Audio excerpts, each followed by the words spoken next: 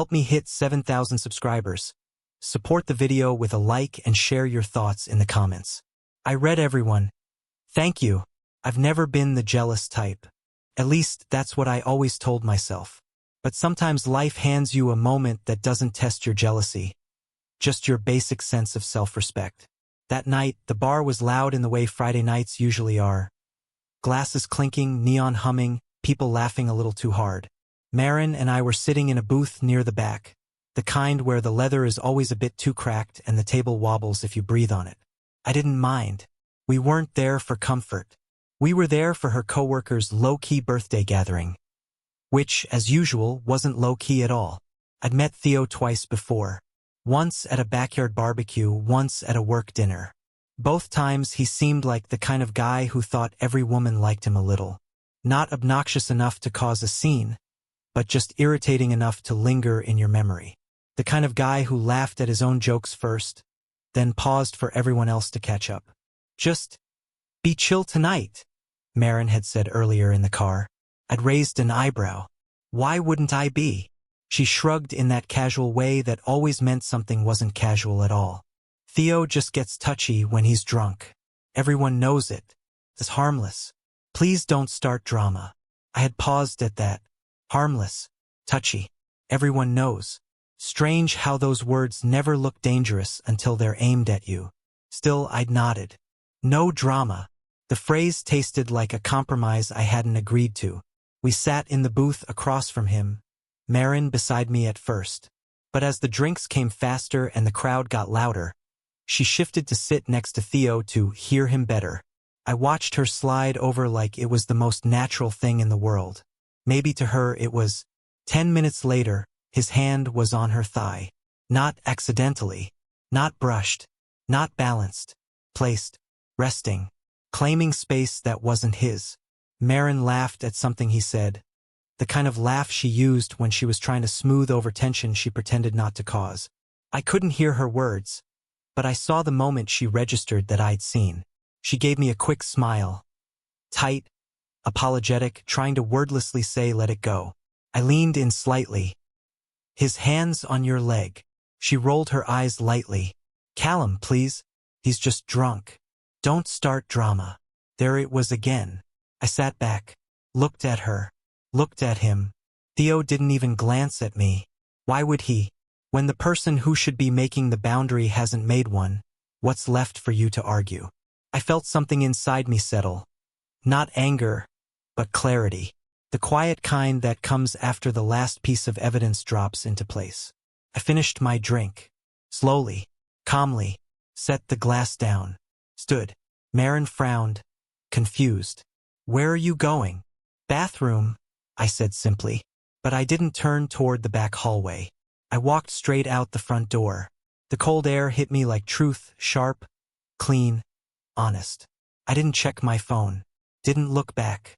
Just got into my car and drove home with the kind of steady calm that only arrives when you're done trying to prove your worth to someone who keeps discounting it.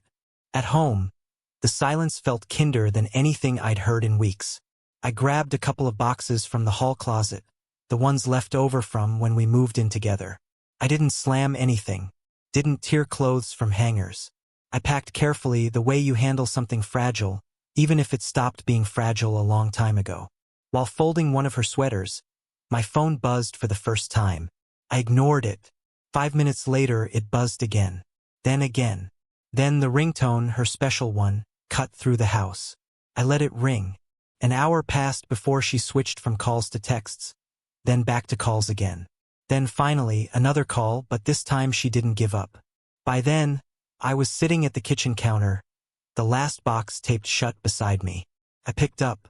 Her voice crackled through the receiver, breathless and annoyed. Where did you go? Home, I said.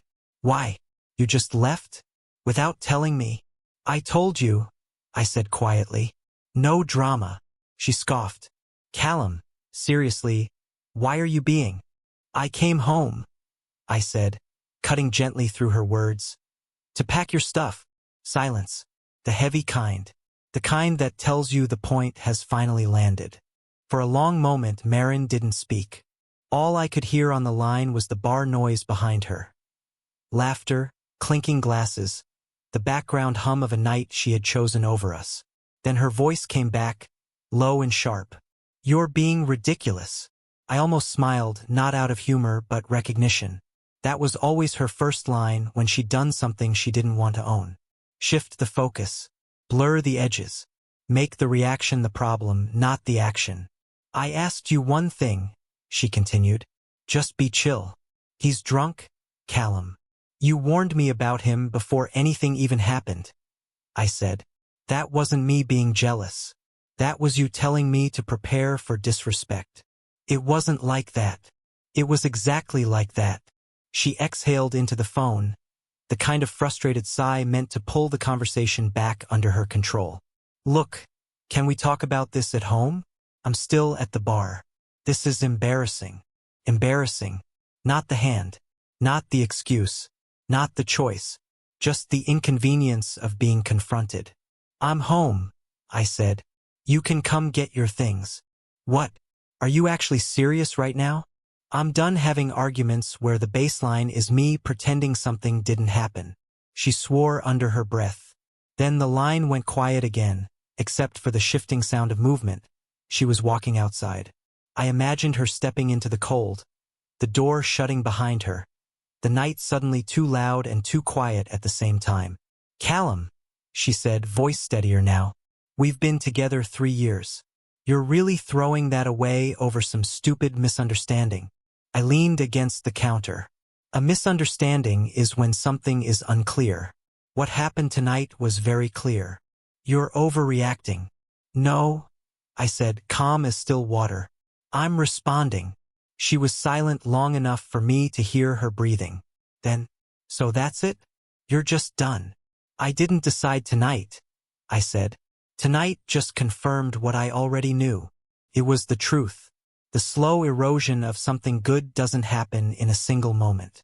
It happens in tiny neglects, dismissed concerns, shifted boundaries, moments where you're told to be chill about things that cut into you. Eventually, you stop bleeding because you've already emptied out." "Can you at least wait until tomorrow?"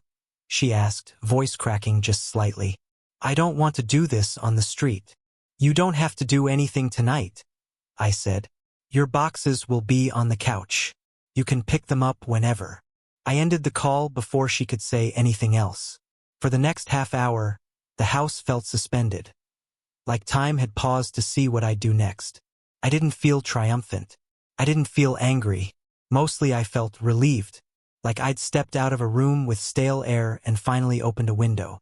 When the knock finally came, it wasn't dramatic. 2 soft taps. I opened the door. Marin stood there, hair windswept, makeup smudged at the edges. Her coat wasn't buttoned. Her eyes flicked past me into the living room, landing on the neat line of boxes. "You really did it," she whispered. I nodded. She stepped in slowly, as if waiting for me to change my mind. I didn't cheat on you," she said quietly. "I swear. Nothing happened." "I know," I said. "It didn't have to." Her eyes brimmed. "Then why?" "Because I don't want to be with someone who treats my comfort like an annoyance," I said. "Someone who tells me to swallow disrespect for the sake of keeping the night smooth." She pressed her lips together, like she was searching for another defense. Or maybe the truth had finally reached her in a place where excuses couldn't help. "I thought you trusted me," she said. "I did," I replied. "But trust doesn't mean pretending your choices don't hurt." She looked at the boxes again, reached for one, stopped. "Can we talk tomorrow?" she asked softly. "When we're both clear-headed?" I shook my head. Tomorrow would just be postponing the same conversation. I think we both know this ended before tonight. Tonight just made it visible. Her shoulders dropped. A quiet acceptance settled over her features. It was the first honest expression I'd seen from her in months. She lifted the first box, hugging it to her chest. "Can I come back for the rest later?" "Yes," I said. "I'll leave them inside by the door." She hesitated before stepping out.